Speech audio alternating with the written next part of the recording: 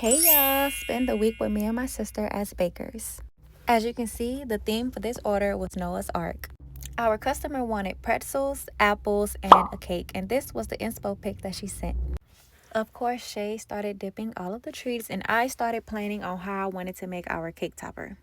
I went and grabbed my tool, and I was able to cut my styrofoam into like a boat shape, and I was able to cover it and fondant, and this is how it turned out.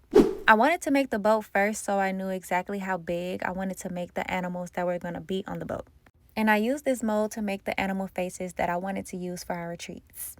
Now it was time for me to hand sculpt the animals. I made 2 monkeys, giraffes, elephants, and zebras. Since I had to make 2 each, I made them both at the same time just to make sure everything was the same size and same shape. Day 1 is always dip day and fondant prep. Day 2, it was time for Shay to add our buttercream on the cake. And when she got done with that, I put the topper on the very top and it was a little too big. Luckily, I was able to deconstruct our fondant from the first styrofoam and I was able to use those same fondant pieces.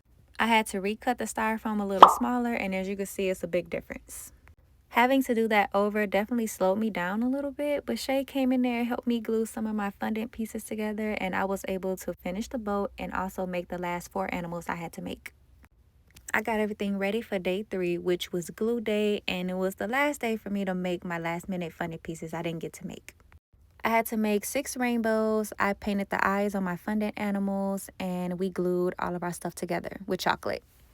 Once we were done gluing, I went on my computer. I had to make a sun, and I made the name that was going to go on the cake, and I let our Cricut machine cut it out. And I really like how I did the name. And the next day I was able to take our pictures and videos of our order.